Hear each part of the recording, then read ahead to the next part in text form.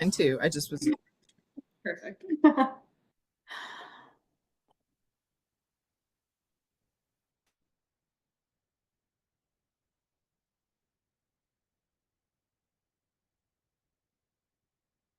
Good morning, everybody. It's 11. I'll just give it 1 or 2 more minutes. I see a lot of people trickling in here.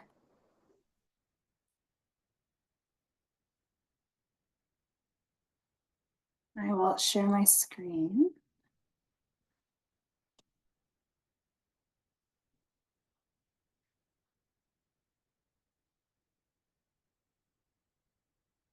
Okay, I'll get started. So hi, everybody, and welcome to the Invasive Species Center webinar series. My name is Madison. I'm a Program Development Coordinator with the Invasive Species Center. I'll be your moderator for today's webinar, which is all about the impacts of forest pests and pathogens on climate resilience. Before we begin, I would just like to acknowledge that the Invasive Species Center honors the long history of the First Nations, Inuit, and Métis Nation peoples on the lands now known as Canada, and strives to show respect to their ancestors, their communities, and to them individually. Our head office is located on the traditional lands of the Anishinaabe, the Bechuana, and Garden River First Nations, as well as the longtime settlement of the Métis people in the Robertson Huron Treaty area. We are meeting virtually, so I would just like to acknowledge that the Indigenous peoples are the traditional stewards of the lands and waters where each of us attends the meeting this morning. Just in case you aren't familiar with us, the Invasive Species Center is a not-for-profit organization that mobilizes action against invasive species that harm the environment, economy, and society. We're based in Sault Ste. Marie, Ontario, so we have a lot of staff there, but we also have folks like myself working remotely all across the province. We've got lots of great invasive species resources on our website, including best management practices and recorded webinars like the one we're doing today. You can also sign up for our newsletter, bi-weekly media scan, and event invitations, which is where you hear about upcoming webinars. If you're into invasive species and want to learn more, we do have an invasive species training program, which offers virtual self-paced courses for anyone wanting to learn more about invasive species in their community or workplace. We do have 4 courses available, and we have a few really new exciting ones coming up soon. So if you want to enroll in courses or stay tuned for those new releases, you can sign up on our website. Just wanted to quickly mention our Invasive Species Forum. We hold this virtual free event every year, and we're excited to announce that next year we're planning the forum for February 18th to the 20th of 2025. We do have a lot of great speakers lined up to share new research, resources, policies, and management, and lots more. So if you'd like to attend, you can go save your virtual seat over at our website. Our preliminary program will be available in the next day or so, so stay tuned for that. Before we get started with today's webinar, there are just a few little housekeeping notes I want to go over. There will be time for questions at the very end of the webinar. So if you have a question at any time, please pop it in the Q&A box and I will read it out loud to our speaker at the end. If you are having any technical difficulties at any time, please just type them in the chat box or respond to the email found in your registration, and we will try to resolve that for you. We do have closed captioning available, so if you would like to follow along that way, you can turn that on with the closed caption button on your taskbar. And lastly, there will be a very brief survey following the webinar, so if you could take some time to fill that out, we would super duper appreciate it. So with that, I am excited to announce our speaker, Leigh Greenwood. Leigh is the director of the Nature Conservancy's Forest, Pest and Pathogen program. Leigh works to bring stakeholders together to achieve common goals in support of forest health from the forest, pest, and pathogen perspective, ranging from managing the Don't Move Firewood campaign to working to improve the international biosecurity measures in place for solid wood packaging. Thanks so much for being here, Leigh. We're really excited to have you. Thank you so much, Madison. I will intentionally try to focus away from the chat and away from the Q&A so I stay on task. So Madison, if you would please interrupt me if anything goes wrong, you know, my audio, my slides, anything like that, yell at me so that I am aware. I am going to get started with my PowerPoint. This has been a really exciting webinar to put together for you all, partially because I have only given this webinar from the United States of America perspective in the past. And man, once you try to adapt something to be more inclusive of North America, it changes a lot. And it was really actually equally educational for me to mess around with my own work, as I hope it will be for you all to hear the talk. So thanks for the opportunity to really reframe my own headspace.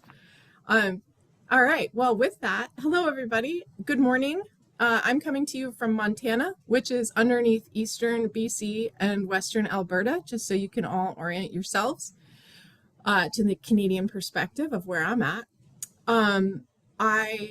As Madison said, I'm the director of the Forest Pest and Pathogen program for the Nature Conservancy, which is a nonprofit entity that focuses on the protection of people and nature around the world. We do have a Canadian program that's called Nature United. And then we also have programs in other nations around the world besides the United States. But our biggest presence and certainly our largest efforts take place within the United States. So today I'm going to talk about the impact of forest pests and pathogens on climate resilience. And I'm going to range a lot through the different forest pests and pathogens without much notice to which ones are which and what they do, because this perspective is not going to be focused on the forest pests themselves. In the pictures left to right, I've got some top offenders. We've got spongy moth on the left, polyphagous shot-hole borer, which is one of the members of the damaging ambrosia beetles group in the center, and Asian longhorn beetle, one of the classic invaders on the far right. But again, that doesn't matter. We're just going to use these pictures for illustration, because what we're really talking about is the impact of forest pests and pathogens on everything. And we're not talking about the pests and pathogens necessarily themselves. So forest pests and pathogens, invasive forest pests and pathogens create undue degradation of terrestrial ecosystem function, and that alone is enough to be a major concern to us all. Fresh water, clean air, all of that, that's terrestrial ecosystem function, and it's briefest and most important.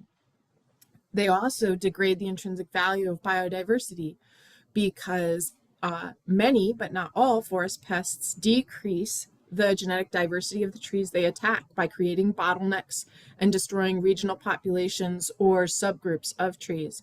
And so you're decreasing local or regional or even species level biodiversity when forest pests and pathogens that are invasive species are running amok.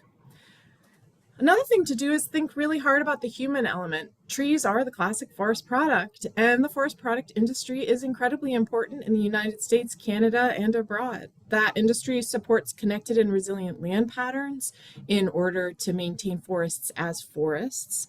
It maintains a huge economy of people and the industries that they depend on. And then last but not least, and why we're here today, is the fact that we are all facing a crisis of climate change. And forests are one of the greatest tools to tackle the issues of climate change from the mitigation and adaptation standpoint. And you cannot have sufficient, the models very clearly show you cannot have sufficient carbon storage and carbon sequestration to address the realities of climate change without a lot of forests. And I would go ahead and posit a lot of healthy forests. And without the forest pests and pathogens, you'd be in a invasive forest pests and pathogens, you'd be in a much better place to maintain those healthy forests across the world, but especially, as we are going to talk about, across the US and Canada. So we have this fact, invasive forest pests and pathogens have profound negative impacts on carbon storage and carbon sequestration across all of North America. On the left, we've got hemlock woolly adelgid, which slowly but surely kills hemlock trees. We're back to spongy moth. Then there's bad agent number one, emerald ash borer, shown in larval format, and another shot of polyphagous shot-hole borer, or possibly Kuroshio shot-hole borer, one of these very damaging ambrosia beetles. In this case, that's a picture from California. So what are the facts? We know these things are a huge issue. We know that they're real, but sometimes it's very abstract and we talk about them. It rolls off the tongue. Oh no, carbon storage. Let's get down into the details. Carbon storage is actually really different than carbon sequestration. And quite a few papers had been written in the 20 teens. How would you even say that? Between 2010 and 2019, there had been a bunch of papers talking about insect and disease impacts on carbon storage. So once you kill a tree, you lose that carbon storage if you don't use that wood for a resilient purpose where it is maintained intact. But there actually hadn't been a paper that had quantified with hard numbers the effect of forest pests on carbon sequestration, which is a completely different process than carbon storage. And so I'm very proud to say that one of my colleagues, Brendan Curian, completed his master's degree while creating this paper, and I was one of the co-authors. Brendan and I were, at the time when we began the paper, colleagues at the Nature Conservancy, and then Brendan has since moved on to a new job. We'll talk about that later, and that's why he's not co-presenting this with me. But his eventual publication, as shown here from 2021, was the real first to put big numbers on the process, on the losses to carbon sequestration from insect and disease. Let's just back up for a second. Why am I making such a big difference between carbon storage and carbon sequestration? It's important. So, friendly reminder about the carbon cycle, which I think most of us learned about sometime between, secondary school, college, whatever, but like maybe not. In the air, you've got a lot of carbon dioxide because of climate change. It's too much carbon dioxide. And it would be good for the fate of humanity to pull it out of the air and turn it into things that are not carbon dioxide. In this case, light and chlorophyll combine in order to take those carbon dioxide molecules and transform them into glucose, which then becomes wood. That transformation from carbon dioxide in the sky that then gets processed and turned into glucose, which becomes wood, is sequestration. Once it has become wood, whether that wood is in the form of bark or heartwood or roots or any other stable state, that's storage. And then you have stored carbon. So stored carbon in a deciduous leaf is only stored for about 6 months, and then it is returned through natural processes of decay into the atmosphere, and that's fine. But stored carbon in the trunk of a long-lived tree should not have a 6-month lifespan. It should have a 50, maybe 500-year lifespan in the case of some of our oldest trees in North America. And when you cut that return interval down and you take carbon sequestration and storage and crank the numbers down because of forest pests and pathogens, then you're returning the carbon dioxide up into the atmosphere so quickly that you're not helping your cause. You're not actually pulling enough carbon dioxide out of the atmosphere to help in the situation we find ourselves in because of human influence of so much carbon dioxide in the air, causing climate change and causing major impacts on human life and the environment. Now, here we're going to get into the part where I sort of had a really awkward but good laugh about the limitations of my presentation. The U.S. government maintains some really amazing research programs, one of which I will show you in a second is called Forest Inventory and Analysis. It's run by the U.S. Forest Service, which is part of the U.S. Department of Agriculture because, trees are a crop as well. And Forest Inventory and Analysis does the National Forest Inventory. I know I'm tossing a lot of terms at you, but I just want to make sure you get them all at least at once. National Forest Inventory is this really heavily standardized system that's all across the contiguous U.S. Contiguous U.S. doesn't count Alaska, doesn't count Hawaii or Puerto Rico or other islands off of, for instance, U.S. Virgin Islands. And the National Forest Inventory, among many other things, quantifies disturbances. Here you see a variety of forest disturbances that the National Forest Inventory might want to quantify in their longitudinal studies. You've got landslides, fires, wind events, tornadoes, wind shear, hurricanes, cyclones. Excessive browse by ungulates is an increasing issue. It's always been a problem in some areas. It's an increasing issue because of many human-caused factors. And then invasive plants. So that's kudzu, which is a nitrogen-fixing vine that can kind of overtake and destroy the canopies of forests if left unchecked. That's an invasive plant. So all of these disturbances are quantified in the National Forest Inventory as led by the Forest Inventory and Analysis Group of the U.S. Forest Service. Now, I'll try to keep saying those over and over again, but if I mess up, Forest Inventory and Analysis is FIA, and I might say FIA data a bunch. But we're here to talk about forest pests. So one of the other disturbances that we're all going to be discussing, or that I'm going to be discussing, then we'll hopefully have time for Q&A, is the disturbance of forest pests. So that FIA data that is managed by the National Forest Inventory Plot Design System is really complicated. And actually, I'm not going to explain this to you because it's not worth doing, but needless to say, there's a big sample, then there's subsamples. There's forest land plots, then there's non-forest land plots. There's cool information about lichens. If any of you out there is a researcher who works on forests and wants to massively tap into a database that goes back many, many decades and has a huge granularity of data, I highly recommend you reach out to the good people at FIA and figure out how you can get access to this public US government data. But here's a catch. You may have noticed in my slides, if you're a stickler for the facts, that I swapped from saying invasive forest pests and pathogens to just insect and disease, because one of the disturbance variables that's most important to this conversation is the insect and disease disturbance variable. And because this is a historical data set and there's a lot of pressures on it, they've never recorded the insect and disease damage agent name in the data. So it says insect. It doesn't say emerald ash borer. It doesn't say hemlock woolly adelgid. It doesn't say spongy moth. It says disease. It does not say Phytophthora ramorum or whatever else.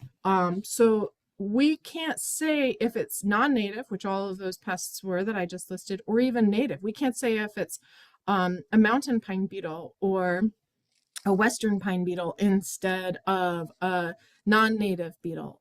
It's not captured in the data set. But we did not let that stop us, because one of the unbelievable powers of the National Forest Inventory and Forest Inventory Analysis Group data is that instead of just storage being the amount of carbon captured in the durable parts of the tree, like the trunk, which you can just like literally measure. There's calculators on the internet. You can just do the DBH of the tree and then say, oh, this is approximately how much carbon is stored in the tree.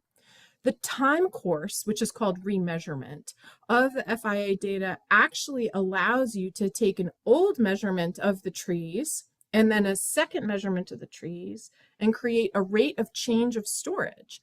Rate of change of storage is carbon sequestration.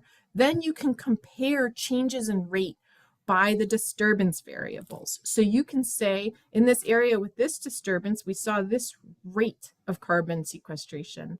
In this undisturbed area, we saw this other rate of carbon sequestration. And that is where this particular research program really broke ground. We were able to come together and write this manuscript showing differences in rates of carbon sequestration. That had never been done before. So what did we find?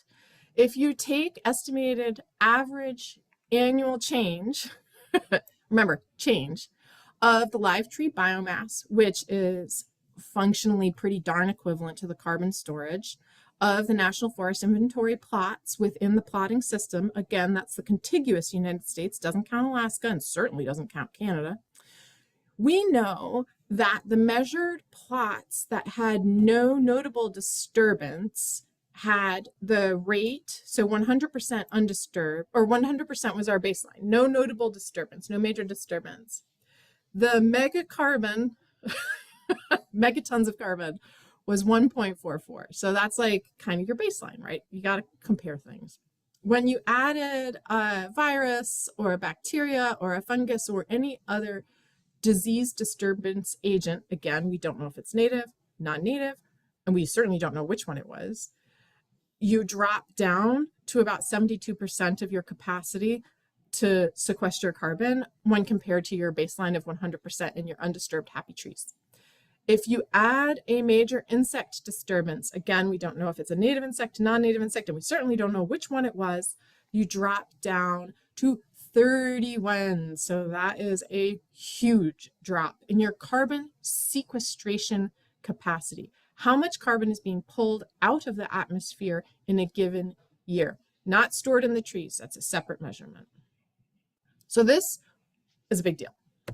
How big of a deal is it? Well, if you look here, you can see that somewhat intuitively, there are some places, let's just say on the insect panel, which is the red dots on the left, where we don't actually have a lot of trees. It's kind of like your prairie provinces. And so in that center part, we don't have enough trees to show up a lot of damage, but that's not great. Or sorry, that's not a useful commentary. Where we do have a lot of trees, so for instance, along the eastern coast of the United States, we have concentrated places with carbon sequestration loss, such as Maine, which is in the Northeast, New York, Connecticut, Massachusetts, which is just a little bit farther south, but then not as great of a loss kind of mid-coast on the east, near like north of the Carolinas, near things. So halfway in between Maine and Florida, if you guys are used to that geography, there's not a lot of losses there, which is actually a good thing. So there are patterns, there are concentrated places around the Great Lakes. There's a lot of losses of carbon sequestration. And then we have the Rocky Mountain and Intermountain area, which has this kind of gray tone that says no remeasurement. Crucial bits of data were not yet entered, and I'm not sure if they ever will be entered. I don't remember off the top of my head if they were permanently missing data or just temporarily missing data. So, and remember, I really focused on the fact that one of the powers of this data set that's so cool for measuring carbon sequestration, not carbon storage, is that you have time course. You have point A and point B. That allows you to create a rate, and that rate is sequestration functionally. Well, unfortunately, in the Intermountain West region and the Rocky Mountain region, which is that area called no remeasurement on the map, we didn't have time course. We had point A, but not point B. So we knew there had been damage, but we couldn't create a rate. That's a problem. In the future, if that data is available, we could create a rate and we could rerun the analysis and we could come up with a number to fill in that blank spot. So remember, insects, we lost a ton of carbon sequestration capacity. TG is teragrams. These are meaningless numbers to anybody who is not a deep carbon nerd, but just know that they are huge, huge, huge amounts of carbon dioxide, massive amounts of carbon dioxide. So we were unable, as a result of the action of forest pests and pathogens, to sequester out of the atmosphere 9.33 teragrams of carbon. Now, let me take a step back for a second here, because this is a really important point. Everybody on this webinar probably does understand that insects and diseases are a really important part of healthy forests.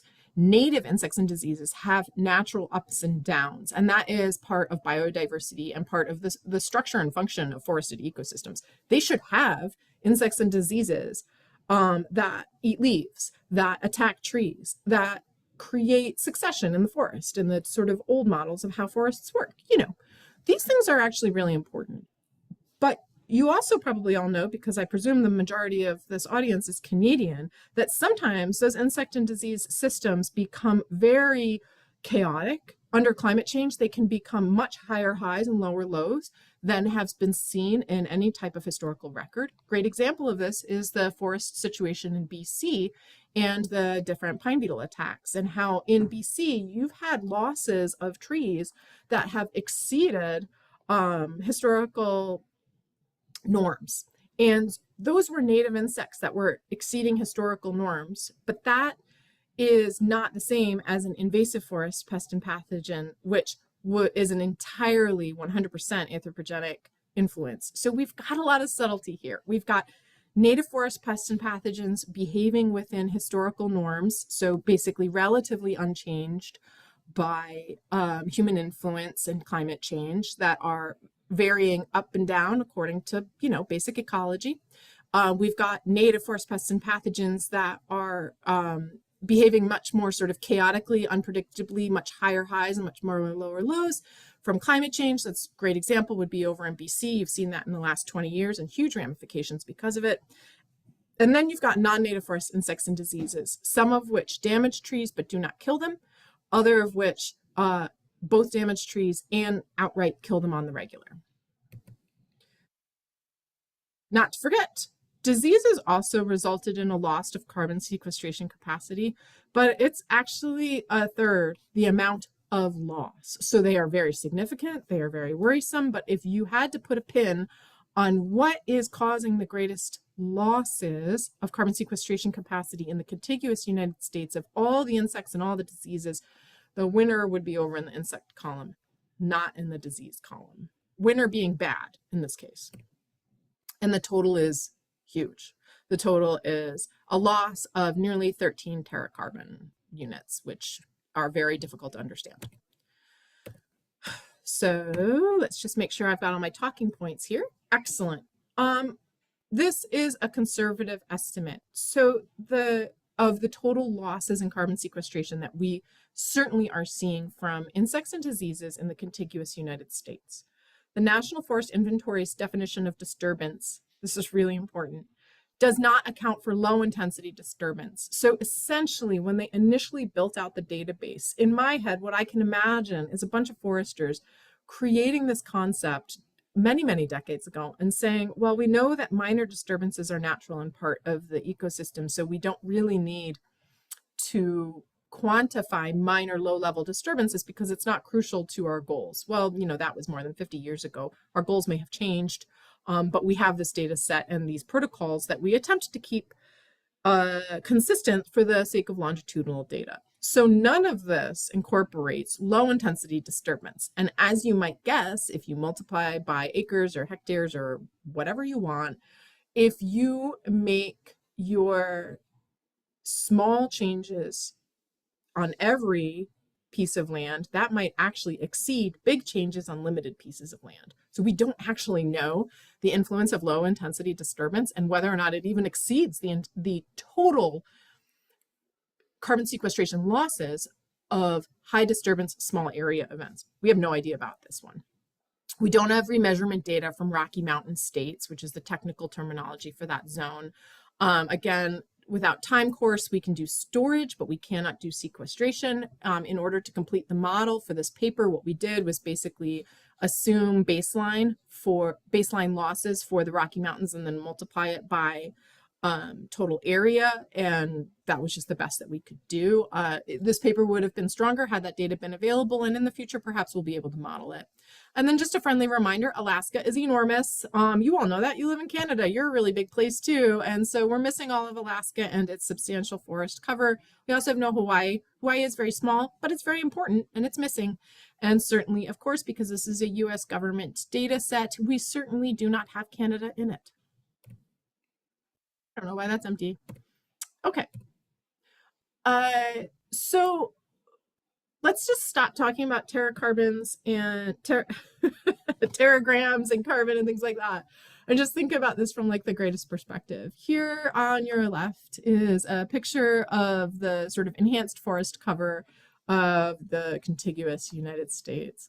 If you can imagine that insect and disease map, the blue and the red map from earlier, you can kind of see that mapping out the points onto this is not perfect. Like I said, the Mid-Atlantic and Mid-Atlantic being on the far eastern central coast of the United States, but they've got a lot of forests. So it's not a perfect essential of trees when disease disturbance map on top. It's patchy.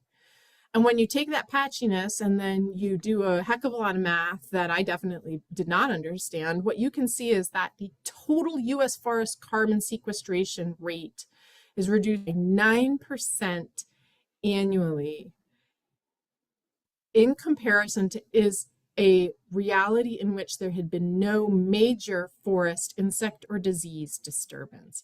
So that's 9% loss in our ability to pull carbon dioxide out of the air and help mitigate the effects of climate change for generations to come every year. Some of these insects and diseases are in the database here are native, like I'm going to keep saying because I want you all to understand the data. However, one might guess that many of those native forest insects and diseases that are having this major impact might be in that sort of chaotic mode. So they might be systems that are now out of whack because of climate change. But we cannot quantify that right now. And just to make a friendly reminder about what does this even mean? Reducing carbon sequestration by that amount is the equivalent of 10 million passenger vehicles a year. So you can imagine that, like, that's a lot of cars, and a lot of cars driving a lot of kilometers, and it's a big impact. It's actually really worrisome, and I think we should all take it really seriously. So let's talk about how to take it seriously. Actually, I'm going to take a deep breath and drink a little coffee. So you all let this sink in for a moment. All right, we're going to take it seriously. Welcome to the U.S. government for a moment here. The U.S. government has many, many agencies that do many, many important things. And what I'm going to attempt to do, because I'm going to pretend that the entire audience of this webinar is Canadian. Hello to all of my fellow Americans. A lot of this will probably be new to you too, because it's pretty darn complicated stuff. So within the body of the U.S. government, there are councils where the different agency leaderships come together in order to address focused topics. One such council is the National Invasive Species Council, which was formed in, I believe, the late 90s by former President Clinton. Now, the National Invasive Species Council is comprised of the secretaries. In the U.S., the secretaries are the leaders, and leadership below the secretaries, so their deputies and so forth, of all the major federal agencies and offices. All the major federal agencies and offices are listed below. So the Secretary of the Interior is a land-based agency that talks about the interior of the United States. That's an old school name. It is reflects basically the opposite of the interior, which would have been the oceans. So that's a really old agency. Then you have things like the Secretary of Defense. That's pretty, straightforward. You got Secretary of Agriculture. You got Homeland Security, 5 down or 6 down there. That's where our Border Services Agency is. Our Border Services is Customs and Border Protection. You guys have Canadian Border Services Agency, so CBSA, that's an equivalent group, et cetera, et cetera.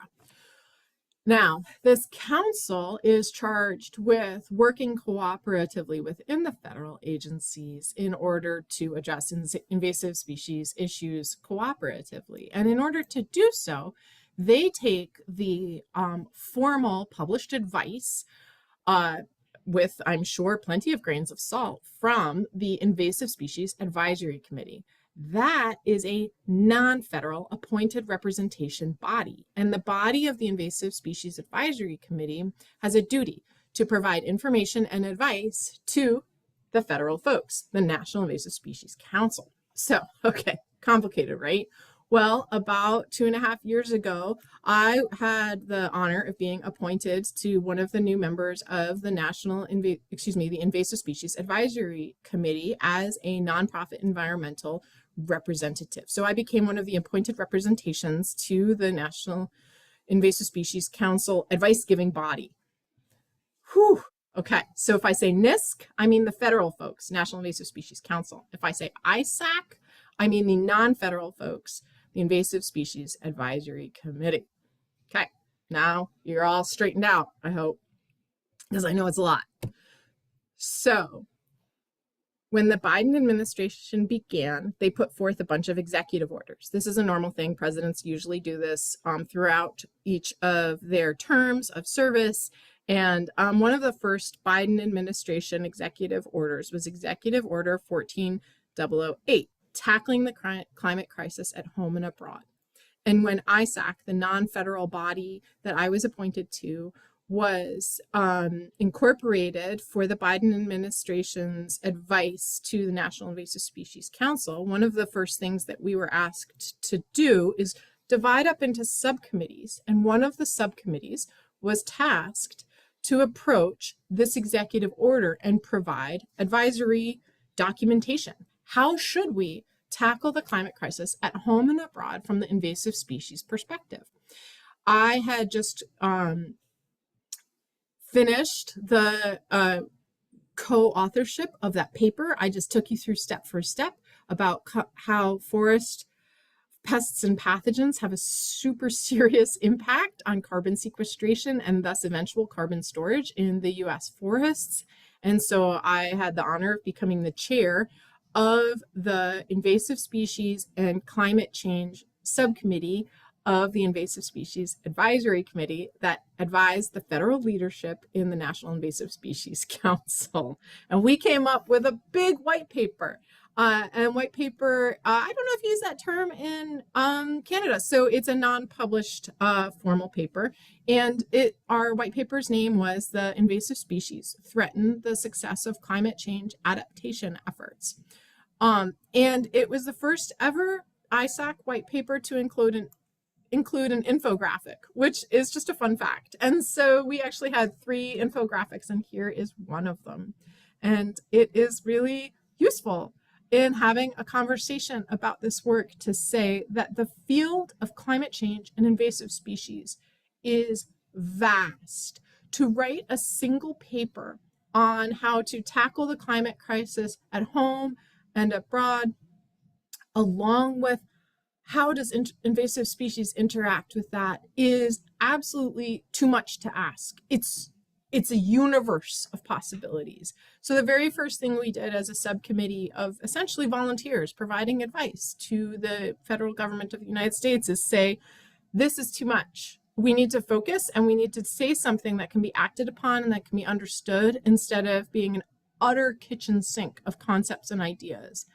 So we defined the universe of how climate change and invasive species interact. We simplified the heck out of it, and we came up with essentially a framework that gives you, there's basically 4 ways you can divide up the universe in your head about how climate change and invasive species interact. The first one is that the effects of invasive species are often worsened by climate change. So stressed out trees may die faster from an invasive insect than had those trees been healthy and in their top condition prior to the arrival of the invasive insect. We decided we were not going to tackle that issue, even though it's critically important. Climate change can facilitate the spread and establishment of invasive species, new shipping routes, new agricultural patterns, new climates emerging in places where they weren't before, things getting hotter, things getting drier, things getting wetter.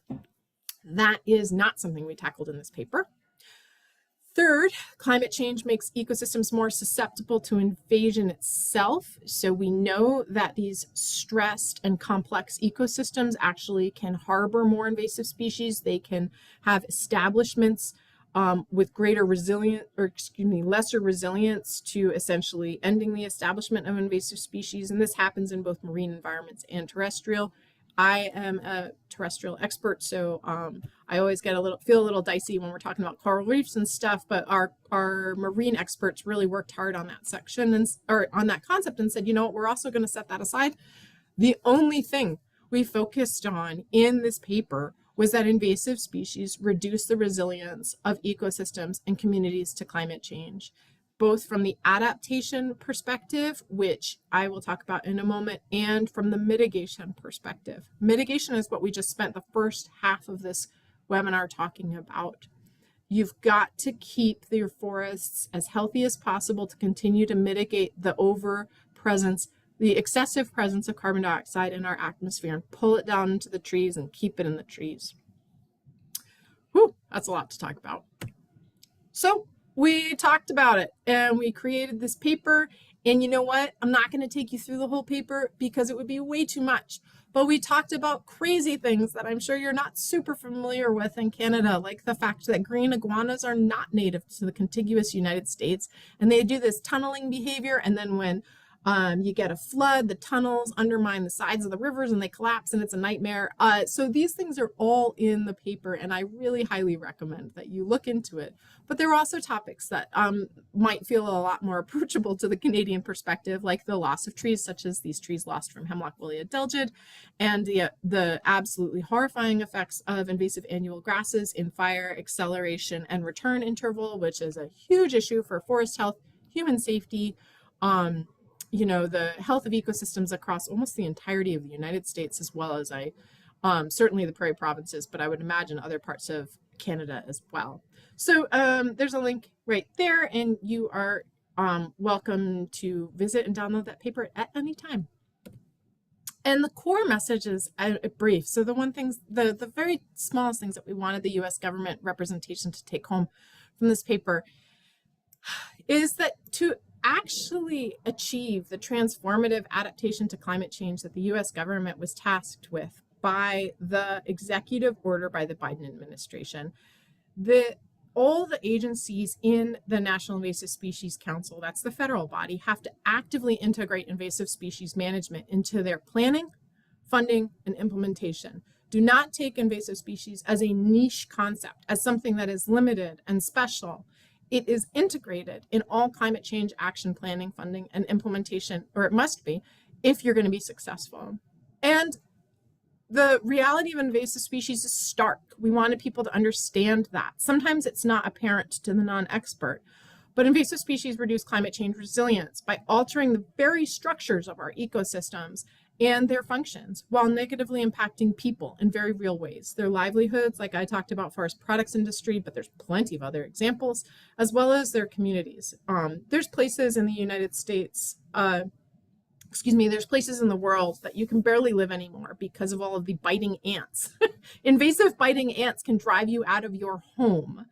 And when you think about the impact of such a tiny thing, that's an invasive species impact that's worsened by climate change, because ants have very distinct climate envelopes. And when ants get out of their climate envelope, they die. But when you get climate change impacts, you can get ants in new places. So this is just an absolutely enormous field, and I highly recommend we all sort of think about how we can communicate the depth of impacts of invasive species, whether they're forest pests and pathogens or something entirely different like green iguanas, to policymakers, to the public, to just about anybody. All right, so we came up with 5 primary recommendations, and just to remind myself, some of them involved systems that I have no familiarity with, like the stony coral loss disease and so forth. So this paper has very, very broad subject matter expertise present in it. And so even if you are not terribly interested in forest pests, there's going to be something that you're excited about in it, whether it's coral or zebra mussels or Phragmites or ants or whatever. So let's take you through a couple brief examples. These 5 bullets on this slide are what I'm about to talk about. So if you're like, wait, I wanted to read about those, don't worry, we're going into them right now, and then we're going to go to Q&A shortly after that. Recommendation 1, all the federal agencies of the US government should explicitly write it down, incorporate invasive species into climate change adaptation guidance. You cannot get it done if you don't write it down. And a great example of this is that giant reed, which I'm forgetting the Latin of, but that is not the same as Phragmites, blocks waterways.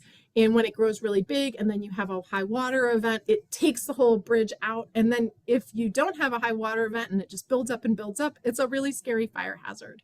So if you'd like to maintain infrastructure in the face of climate change with hotter summers and higher flood events, you cannot have giant reed taking your bridges out and lighting your rivers on fire. Recommendation 2, you've got to increase support for national and regional networks and other programs working at the intersection of climate change and invasive species. My goodness, is this a big field of thought and research, policy and application. Learning from each other is unbelievably important. And I was very excited to see that I had used this example in the past of northern giant hornet, which was also found in Canada, just over the border between Vancouver and Seattle, because the actions taken to eradicate the northern giant hornet infestation in Washington state, just south of the border, have been like a blueprint to inform the new yellow-legged hornet response. Yellow-legged hornet was found down in the American Southeast 2 years ago, and is a different hornet within the same Vespa genus. So it's also a giant hornet group hornet. And by working together, despite being across the country, despite being a different species, despite being a different type of infestation and a wildly different nesting pattern, you know, these programs benefit. So you have to increase the support for networking, for knowledge transfer, and for professional connectivity between state, private, nonprofit, research institutions, you name it. So that was recommendation 2. Recommendation 3. Regrettably, the United States is not always a signatory on all of the different international climate-related treaties, agreements, conventions, practices, and policies that I personally would prefer that we sign onto and adhere to as a nation. So we thought we would put in a strong word that we should be integrating invasive species science and prevention into those international bodies of work where we do sign on, where we do have influence. And a great example to that is the cooperative work to address flighted spongy moth, which is not found in the US and Canada as a established infestation. That's the non-flighted European type that is found in the United States and Canada. And flighted spongy moth is the subject of a multinational agreement. So it's a great example of how we can have these multinational agreements with entities that we don't even have terribly great diplomatic relationships with, such as China and Russia from the United States perspective, and still prevent invasive species from entering the United States and still smooth out some of the elements of trade.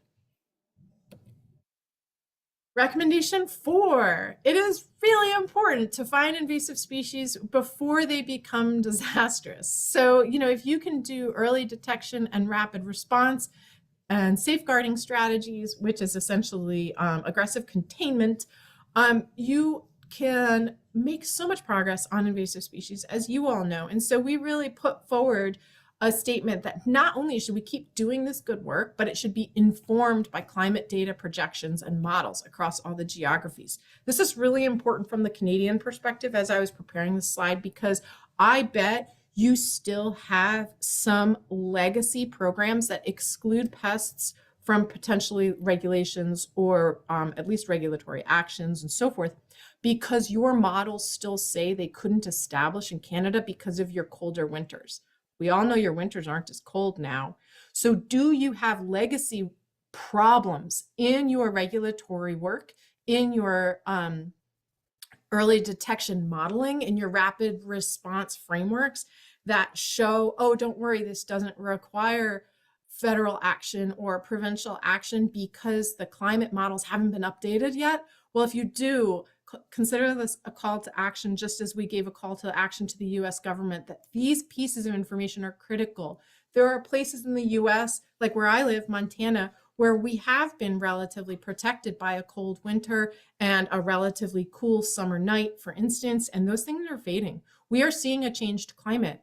So we will see things such as mosquitoes increasing their ranges in potentially predictable or maybe unpredictable ways. And we should update our policies, regulations, and responses according to those models. Number 5, last one. We're almost to question and answer, and hopefully I'm still on time. Phew, just about. All right. We should all increase our investments for long-term management of invasive species, because some invasive species are here to stay and you cannot get rid of them. And that is a sad truth. And if you cannot get rid of them, you might as well put in the investment to do your best to maintain agriculture, economy, the environment, biodiversity, the beauty of forests, the fruits we love to eat, as seen in this invasive fruit fly picture. You've got to do something, because doing nothing is often more expensive. In US government terminology jargon, the no action alternative is often more costly. So if you do nothing and there's fruit flies everywhere, you lose all the fruit. If you do something and there's fewer fruit flies, well, actually, you might preserve important industries, human nutrition, traditional values of agricultural communities, you name it. So doing something long-term is often both less expensive and so much more important than doing nothing. So if you want to look at the white papers, I've got these links here. I can pop them into the chat later. We have an official point of release, which honestly, if you Google it, you often can't find it. It's not the best structured website, but you might end up on the Nature Conservancy's newsroom release of it, which we built out because I thought that it was really important to make sure that people could find it on the internet. So that also exists, and I highly recommend you read it. And then we published a paper of the major findings in Conservation Science and Practice, because the science community really loves formally published peer-reviewed journal manuscripts as opposed to white papers, which are less formal. So that is also available. That only came out because of the machinations of publishing and getting it formatted and so forth in August 2024, which is, just a couple months ago, really. So you could also just ask me about it. I'm here for you. So that's my email, lgreenwood@tnc.org. Last thing, let's get back to forest pests and pathogens for a moment here. All of the things that we talked about, from the impacts to climate change mitigation and adaptation, and the beauty and value of forests, all could be improved if we took some steps. And here are the 4 steps that I would love to see us all focus on. There are so many other ones, but let's just talk about a couple here. Improved prevention in international and domestic, so between provinces, between states, trade and policies would be tremendous. We have a lot of good policies in place, but sometimes they're not good enough. Sometimes they're not enforced enough. Those 2 things are places where you can improve them. Detecting things quickly and reducing their spread. I am the manager of the Don't Move Firewood campaign, which is one of the most clear things that you can tell people to do in order to reduce the spread of known and unknown invading forest pests and pathogens. You can improve forest management in affected areas. Some forest pests are actually relatively well managed on the invasive forest pests, are relatively well managed on the landscape with just active management. So for instance, hemlock woolly adelgid in the southeastern United States, it's very damaging, but if you thin around affected hemlocks, they do a lot better. And thinning is not chemical, and it is permanent, or relatively so. And so it is a really good cultural control of that particular forest pest in that particular ecosystem. So you can do a lot of things with improved forest management. And then, of course, when trees are threatened to the point of regional or actual species level extinctions, you can conduct tree improvement breeding. So that's an effort that we've seen with chestnut, with a tree that has a very limited range called Port Orford cedar that's found in the Pacific Northwest. We're doing it now with ash, 3 different species of ash, actually 4, excuse me, white ash, black ash, green ash, and they're setting up research programs for Oregon ash. Beech has had a tree improvement program for a long time, and now it needs another one on top of the first one, from beech bark disease and now beech leaf disease. I could keep going, but I won't, because I want to save just a little bit of time for questions and answers. But first, I just want to say thank you. We do this work as a partnership, and thank you very much to the U.S. Forest Service Forest Health Program, as well as the U.S. Forest Service International Program, for funding the work that the Nature Conservancy does on this particular body of work of climate change adaptation and carbon sequestration and international policies that govern the movement of wood products that could potentially spread invasive forest pests and pathogens. And then I just wanted to say shout out to my friend Brendan, who now has this cool job. He's a wildlife biologist for the New York State Department of Environmental Conservation. A lot of the slides at the beginning of the presentation were his. And he's a great guy, and I really appreciated working with him. And it's so cool that now he gets to play with things like bears and stuff in New York State. So there you have it. Here's my email again, and we've got about 10 minutes for questions. Thank you so much, Leigh. That was an amazing presentation, so informative. I see in the chat, Brian added a link to the Invasive Species Advisory Committee paper. So that's great with all those beautiful infographics. I will put a link really quickly to the paper that we talked at the beginning of the webinar about the insects and disease disturbances. And if you have any questions for Leigh, please pop it in the Q&A box so I can read it out loud. We do have one that's in there already. Do you happen to know if there are any techniques to eradicate jumping worm from the US? They're a big stress on forests as they eat the top/fungal layer of the soil, which interferes with the trees and encourages invasive plants to cover the forest floor. Oh man, so I'm going to say a couple things. I don't know if there are techniques to eradicate jumping worm, but I do know that eradication of widespread invasive species is often not a realistic goal. And so sometimes eradication would be great, and I would love to see it, but management of the spread, control in regional areas to reduce the damage of things like eating the fungal layers of soil, which is interfering with trees, right? Finding ways to manage the problem that you have when eradication is regrettably horse got out of the barn a while ago. it's not an emotionally comfortable place, but it is the reality that we need to live in. And so I don't I don't know, but what I do know is that sometimes we have to really lean into that long-term future that I talked about at one of my latter slides of what is the long-term management of an invasive species to still reach our goals, which would be healthy forests, healthy spring ephemerals like orchids and other early flowers under the forest cover that are probably deeply affected by things like jumping worms. So Yeah, yeah. absolutely. Yeah, eradication can be really difficult sometimes for sure, but that's good advice. Other Yeah. times it's possible, right? We don't want to Yeah. rule it out. No, Eradication definitely. does happen, but not always. And so we must be realistic as practitioners, I think is the biggest Absolutely. thing. Yep. No, absolutely. Another question came through here. With a 9% reduction in sequestration capacity annually, does this mean it is expected to reduce to zero over 10 to 12 years, or is it expected to reduce in similar proportions each year?